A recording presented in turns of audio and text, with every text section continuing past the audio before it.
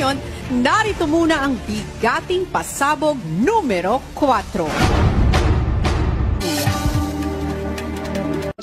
Dahil sa mga sunod-sunod na kaganapan, kinabukasan pinatawag ni Kuya si Ban. Matapos tayo mag-usap, nagkaroon muli ng isang insidente.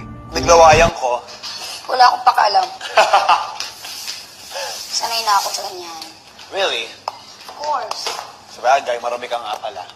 Ang pananamantala sa kapwa sa kahit anong konteksto ay hindi dapat ginagawang biro.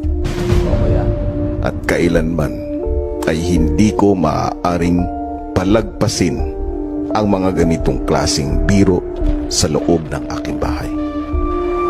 Malinaw din na nakasaad sa aking rulebook na hindi kayo maaaring gumamit ng mga salitang nakakabastos sa inyong kapwa housemates. Dahil sa sunod-sunod mong paglabag sa patakaran kong ito, humantong ako sa isang desisyon. Ikaw ay pinapatawan ko ng forced eviction.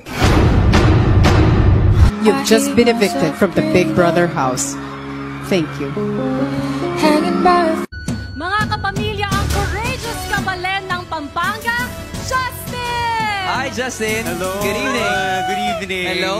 Justin, Good evening. please. Justin in pink pants. And nakita That's na true. natin in person ang kilay is live. Oh, is it nice? It's super nice. Justin, of course, in the outside world dito, you are known talaga to be very fierce,